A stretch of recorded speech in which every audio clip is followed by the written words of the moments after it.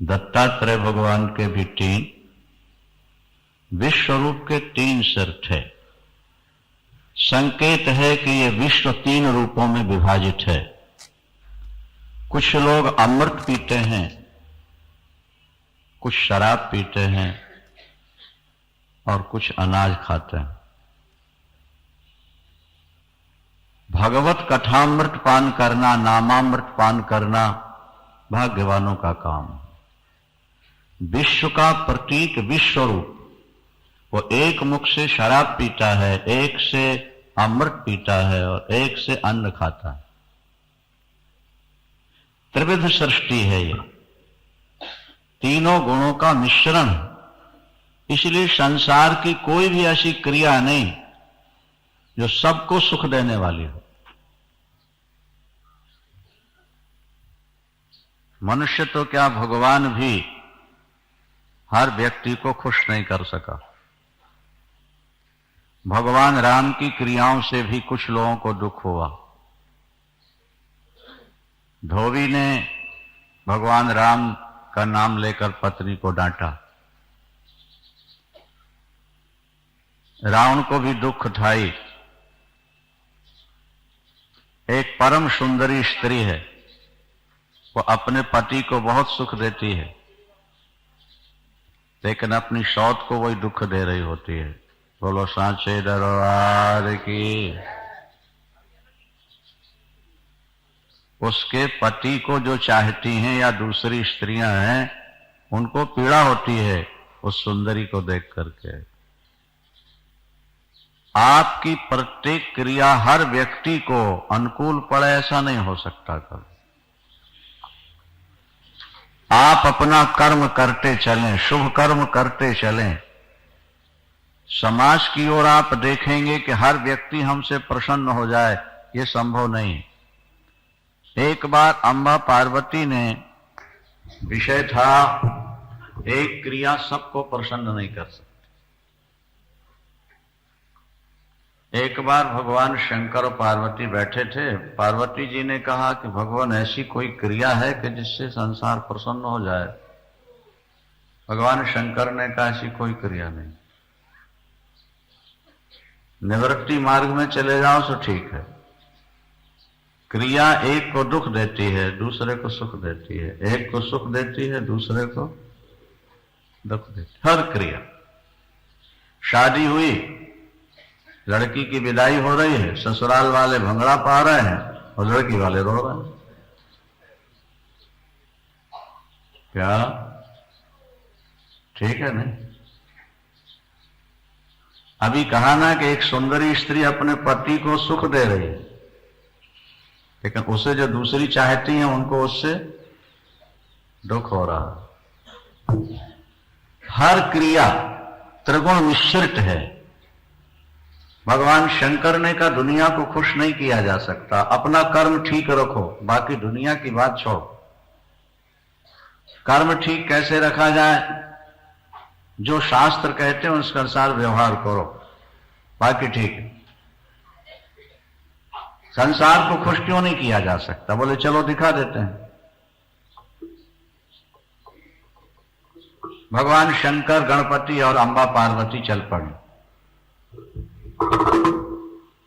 नंदी पर गणपति को बैठाल दिया और स्वयं पैदल चल रहे थे। बोले देखो कैसा कामी है, बच्चे को बैल पर बैठा रखा सवारी और स्वयं गपशप लगाते चल रहे हैं। बच्चा गिर जाए तो? पार्वती सुना तुमने? सुना तो हमारा। अच्छा तो तुम बैठ जाओ साथ में। पार्वती जी को कुछ लोग मिले, बोले कैसा जोरू का गुलाम है, स्वयं पैदल चल रहा है। क्या पत्नी को सवारी पर बैठा? अच्छा तीनों बैठ जाते हैं। कुछ मिले, बोले कैसा बेवकूफ है, एक एक बैल पर 3-3 बैठे हुए। अच्छा पार्वती तुम उतर जाओ, उनको उतार दिया।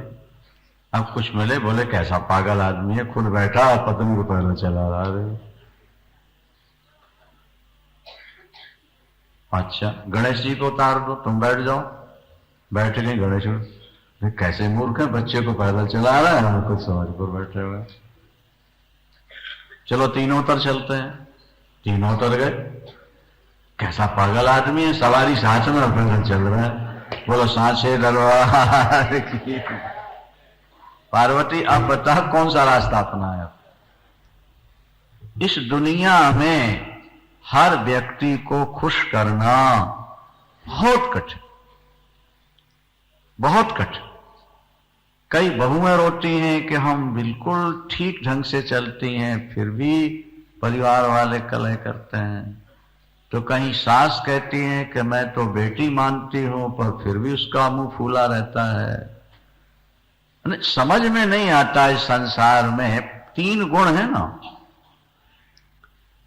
तो तीन गुणों का मिश्रण रहता है आपस में। एक गुण उठा रहता है, दो दबे रहते हैं। एक उठा रहेगा और दो, वो जब विरुद्ध गुण वाले मिलेंगे तो टकराहट जरूर हो। इसलिए विद्वानों ने, संतों ने यही निर्णय लिया कि भाई इस विश्व प्रपंच में राग द्वेष न रखो, मान अपमान का ध्यान न रखो, अपना कर्म करो तब शांति है, और नहीं तो प्रवृत्ति मार्ग को छोड़ करके निवृत्ति में चले जाओ तभी शांत रह सकते हो। विश्वरूप है, विश्वरूप तीन मुख हैं। अब एक व्यक्ति एक, मुख तीन, सिर तीन। एक से पीता है अमृत, दूसरे से पी रहा है शराब, और तीसरे से अन्न खा रहा।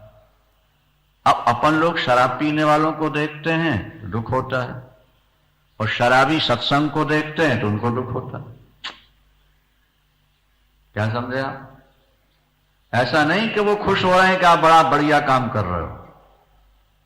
वो कहते हैं समय खराब कर रहे हैं, इन लोगों ने अपनी दुकानदारी चला रखी है।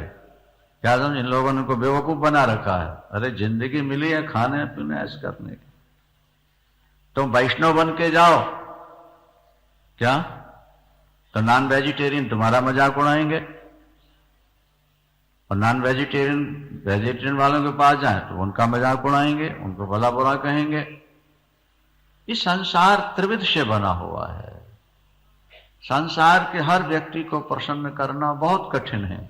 भगवान राम मर्यादा पुरुषोत्तम, रामायण में लिखा कि बहुतन मन सुख बहुतन शोका। राम के राज्य से बहुतों को सुख मिला और बहुतों को, बोले दुख किसको मिला, बोले प्रथम अविद्या निशा नशानी, और काम क्रोध कैरव सकुचानी। काम क्रोध लोभ माया अविद्या, इनको दुख हो रहा था कि हमारी दुकानें बंद हो गई जब से राम ने राज्य चलाया। बोलो सांचे दरबार की। दिन सबको सुख देता है नहीं, बोलो आप, नहीं देता, लेकिन कुछ ऐसे हैं जिनको नहीं देता। उल्लू को खास चिड़ है प्रकाश, जब सूर्य निकलने लगेंगे बस हाय तौबा करता, ये क्यों आ गया। चोर के लिए दिन अच्छा नहीं, उसको तो गहरी गहरी गहरी रात होना, अंधेरी रात होना चाहिए। तो इस तरह से विश्व है। विश्व रूप के पास शक्ति थी नारायण कवच की। देवराज इंद्र ने अपने गुरु का अपमान किया, गुरु रुष्ट होकर चले गए, शक्तिहीन हो गया। और जब शक्तिहीन हुआ इंद्र, तो दैत्यों ने आक्रमण करके विजय प्राप्त कर। देवताओं के गुरु हैं बृहस्पति और दैत्यों के गुरु हैं शुक्राचार्य।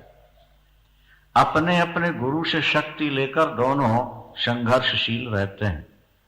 बिना गुरु के गत नहीं। दैत्य भी अपना गुरु चुनते हैं और उनके मार्गदर्शन पर चलते हैं।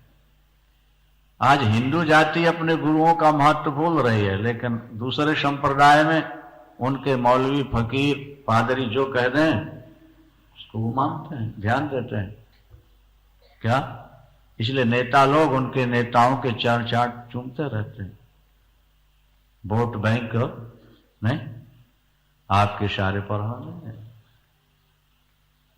और हिंदू बोले हिंदू का तो कोई दीन ईमान रह नहीं गया है, कोई धर्म कर्म रहा नहीं, इसको तो एंड टाइम पर कुछ लालच दे दो, पैसे दे दो, प्रमोशन का लालच दे दो, वोट ले लो। इसलिए शक्ति क्षीण हो रही। जब तक आप अपने गुरुओं का सम्मान नहीं करोगे, जब तक आपको अपने धर्म के प्रति निष्ठा नहीं होगी, तब तक आपकी शक्ति संचित नहीं हो सकती। यह बात आप अच्छी तरह समझ। जब गुरुदेव चले गए तो फिर दैत्य विजयी हो गए। तब देवताओं के पास, फिर देवता ब्रह्मा के पास गए। ब्रह्मा ने कहा भाई जब तक गुरु जी नहीं मिलते तो विश्वरूप को पुरोहित बना के वो नारायण कवच प्राप्त करो, युद्ध में विजय। विश्वरूप भी मां के परमोपासक हैं। गए पहले तो उन्होंने ना कर दी, बाद में स्वीकार किया और पराम्बा भगवती के मंत्र और नारायण कवच प्रदान किया। उस आधार पर देवताओं ने फिर दैत्यों पर विजय प्राप्त कर ली। विजय की खुशी में यज्ञ कर रहे थे तो ब्लड के संस्कार मनुष्य में जरूर रहते हैं, ये आप ध्यान दें। ब्लड के संस्कार। विश्वरूप की माता है दैत्य कुल की और पिता है देवकुल के, तो दोनों के प्रति उनका आकर्षण। अभी अभी किसी केस में कोई तुम्हारा अभिनेता पकड़ा गया ना, जेल में रहा है, क्या है, अखबारों में निकलता है। विश्वरूप की मां है दैत्य कुल की और पिता है देवकुल के। जब हवन करता है तो देवताओं की भलाई के लिए स्वाहा देते देते दैत्यों की भलाई के लिए भी चुपके से स्वाहा दे देता है। गुप्तचर ने बता दिया। इंद्र को क्रोध आ गया, पुरोहित मेरे बनते हैं और भला दैत्यों का चाहते हैं। सिर काट लिया, तीनों सिर काट लिए, उससे पक्षी वक्षी बन गए। अब ब्रह्म हत्या लग गई इंद्र को। उसके बाद त्वष्टा को बड़ा क्रोध आया कि मेरे पुत्र को पुरोहित बनाकर सिर काट लिया, मैं ऐसा पुत्र पैदा करूंगा जो इंद्र को मारने वाला हो। महाराज फिर उन्होंने वृत्रासुर को पैदा किया, वृत्रासुर को दक्षिणाग्नि में हवन करके त्वष्टा ने। तो वृत्रासुर एक बाण प्रतिदिन बढ़ता था, प्रतिदिन बढ़ता था। उसने फिर देवताओं पर विजय प्राप्त की। देवता पराजित हो गए। यहां देव गुरु बृहस्पति फिर मिले, बाद में ब्रह्मा जी से सलाह ली तो उन्होंने कहा ऐसा करो, मित्रता स्थापित कर लो। पराजित हो गए हो, मित्र बन के रहो, तुम अपना काम करो और वो अपना काम कर। विरुद्ध धर्म वाले व्यक्ति मिलकर रह नहीं सकते। हमारी सरकार भी आज इसी कोशिश में है कि सभी लोग मिलकर के रहें, लेकिन केर और बेर का संग पट नहीं सकता ना। दिन और रात एक साथ रह नहीं सकते। जिनकी विचारधाराएं भिन्न होती हैं, नहीं समझे आप, वो लोग एक साथ मिलकर कभी रह नहीं पाते हैं। और रह गए तो वो केवल मजबूरी के कारण कुछ दिनों तक ऐसा होता है। जहां सबल होते हैं फिर वो अपना फन उठा लिया करते हैं। जब तक संस्कृति एक ना हो, एक संस्कृति वाले लड़ते हैं फिर विरुद्ध संस्कृति वाले कैसे एक बन के रहेंगे। अष्टो संकेत मात्र है। इंद्र और वृत्रासुर की मित्रता करा दी। मित्रता कराने के बाद वृत्रासुर ने कठिन तप करके मां भगवती से वरदान ले लिया था कि सूखे और गीले किसी से मेरी मृत्यु ना हो, न सूखे से मरूं न गीले से मरूं, न कोई शस्त्र से। महाराज मित्रता स्थापित हो गई, विश्वास बना लिया। समुद्र के किनारे घूम रहे थे दोनों। संध्या का समय इंद्र ने भगवती से प्रार्थना की, मां ये तो बड़ा पापी है, दुष्ट है, दुनिया को दुख देता है, यज्ञ दान पूजा पाठ बंद करा रहा है, इसे मारने का कोई उपाय। उसी समय संध्या के समय देखा कि समुद्र का फेन बहता हुआ आया। समुद्र फेन, उसको न सूखा मानते न गीला मानते। भगवती मां का संकेत मिला। उसने धनुष पर और अपने वज्र पर और फेन को लगाया और उससे वृत्रासुर को मार दिया। विश्वासघात बहुत बड़ा पाप माना गया है। किसी को अपना बना करके उसके साथ विश्वासघात करना, उसको मार देना, शास्त्रों में सबसे बड़ा पाप है। जो मित्र से द्रोह करता है वो गंगा सागर 100 बार नहाए, रामेश्वरम के दर्शन करे आए, गंगा में जाके नहाए, उसके पाप नहीं कटते, भोगना पड़ता है। हमारे शास्त्र कहते हैं मित्र द्रोह कर्म बिना। जो मित्र द्रोही है उसका उद्धार नहीं होगा, बाकी के पाप कट जाते हैं।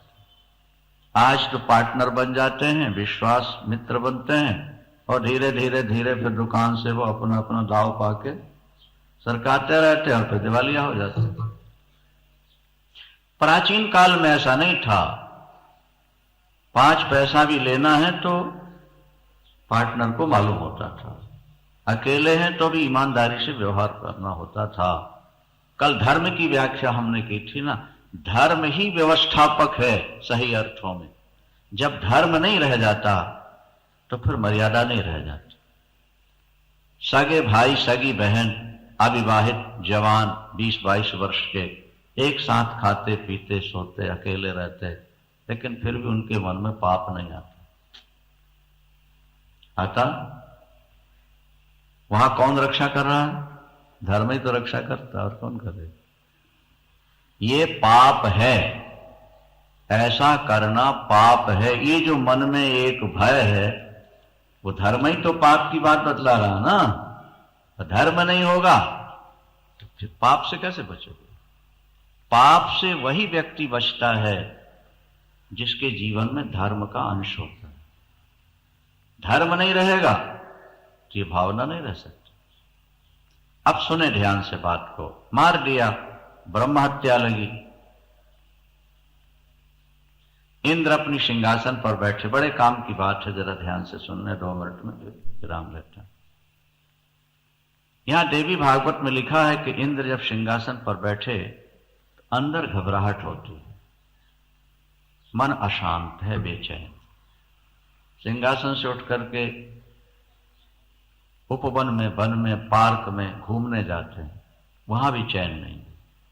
अप्सराओं के साथ बैठते हैं, वहां भी शांति नहीं। इंद्राणी के पास बैठते हैं, वहां भी शांति नहीं। इंद्राणी कहती है कि आखिर आप अशांत क्यों? कमी किस बात की है?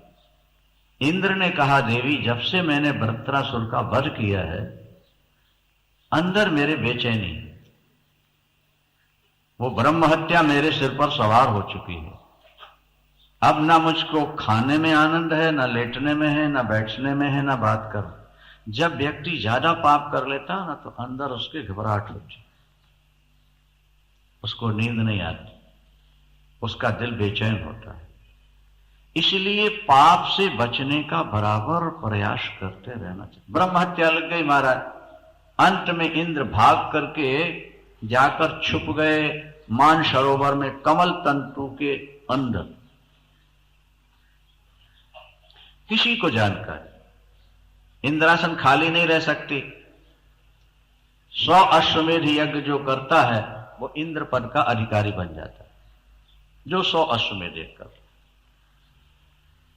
उन दिनों एक राजा नहुष थे, उन्होंने 100 अश्वमेध यज्ञ किए थे, तो कार्यकारी इंद्र उनको नियुक्त किया गया। जब तक वो इंद्र नहीं आते तुम इंद्र बन के बैठ जाओ। राजा नहुष। नहुष जब इंद्रासन पर बैठे, देखो हमने आपसे पहले भी कहा कि इंद्रियां कभी भोगों से तृप्त नहीं होती। जितना ज्यादा भोग भोगोगे ना, इंद्रियां उतनी मांग ज्यादा करती जाएगी। आप सीमित जीवन जियोगे तो गुजारा हो जाए, और आप अपन मन को जरा छुट्टी दे दो तो जैसे गाय नित नया घास मांगती है, इसी तरह इंद्रियां भी नित नए भोग मांगती है।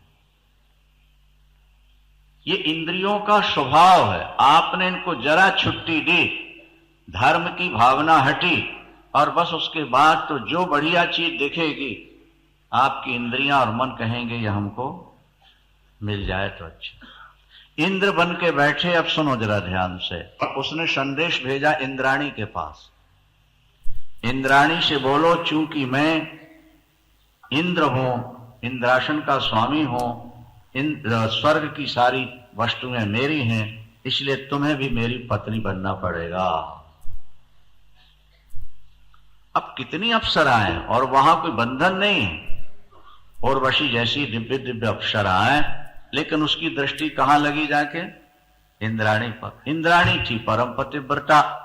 इंद्राणी ने जब सुना कि नहुष मुझे पत्नी बनाना चाहता है, वो पतिव्रता है इंद्राणी, महाराज वो भागी भागी गुरुदेव बृहस्पति के पास पहुंची, बृहस्पति के चरणों में गिर के रोई, मेरे पति का पता नहीं कहां गए हैं गुरुदेव, और वो पापी नहुष मुझे अपनी पत्नी बनाना चाहता है।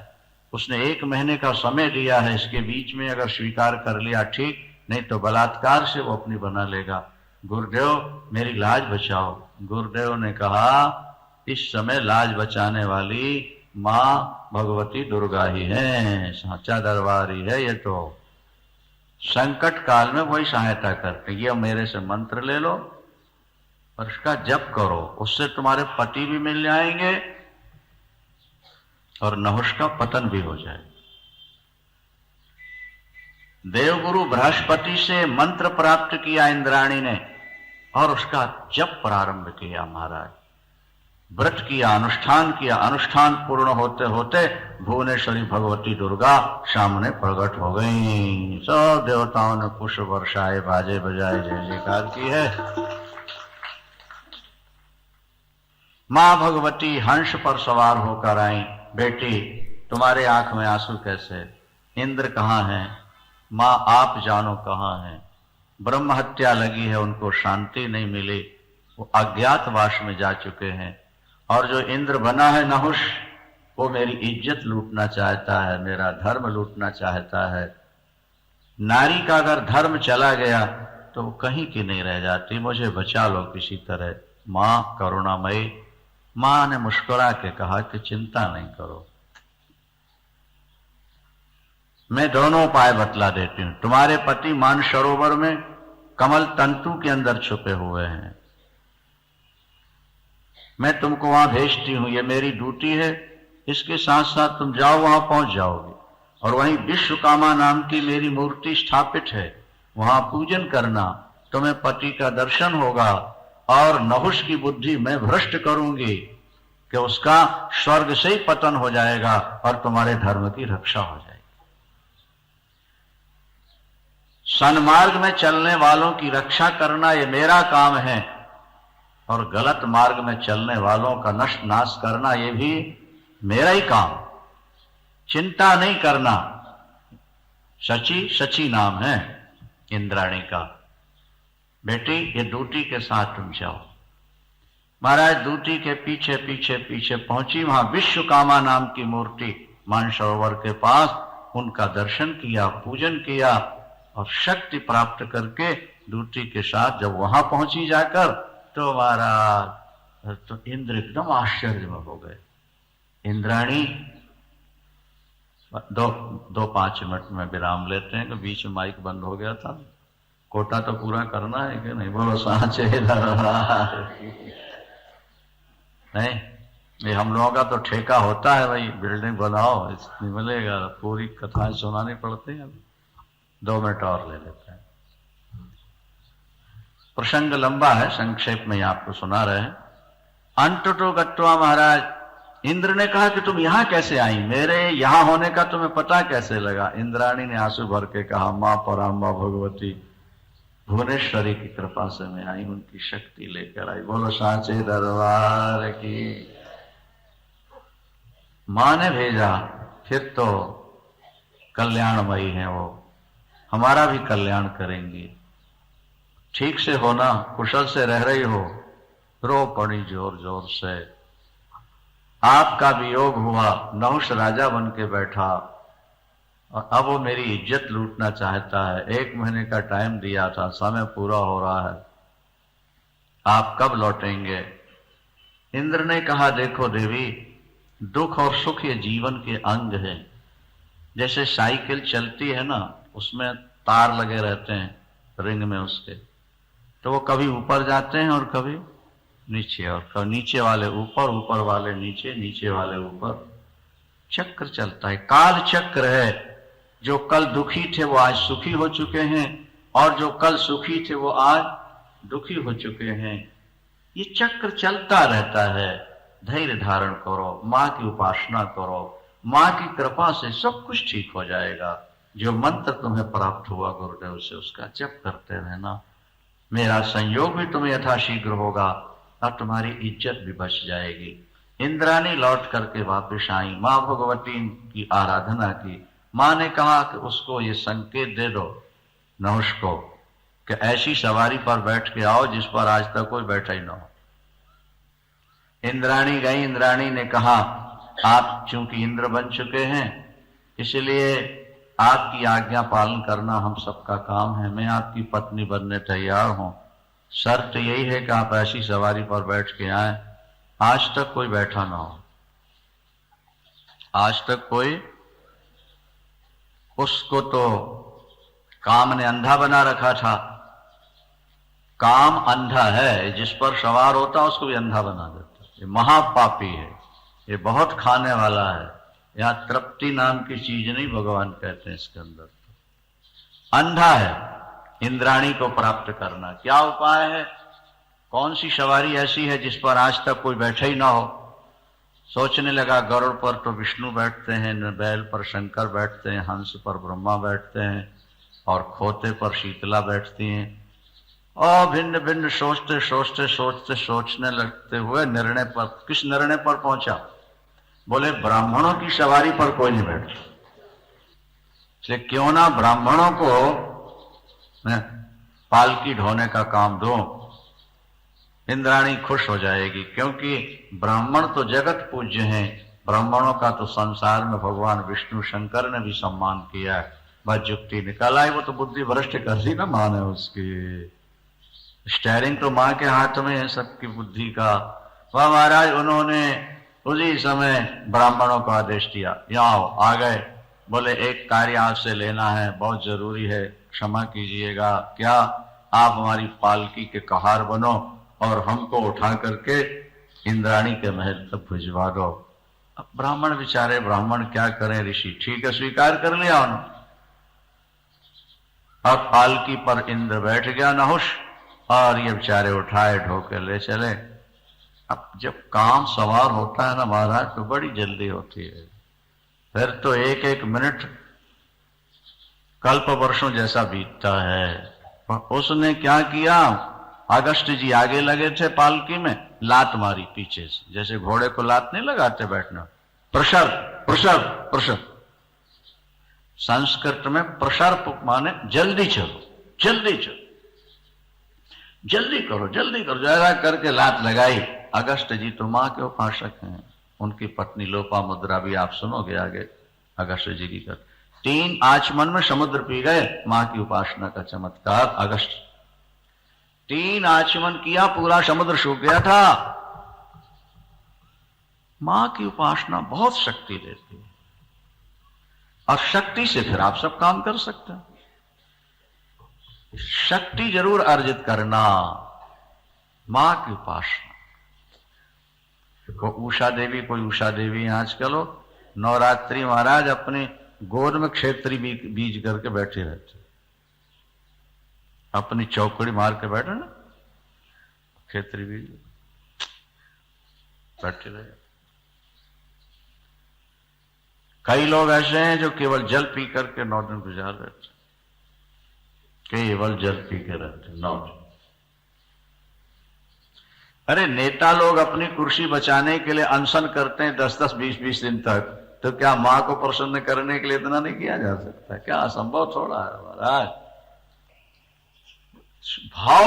भाव बने शक्ति अपने आप मिलती है।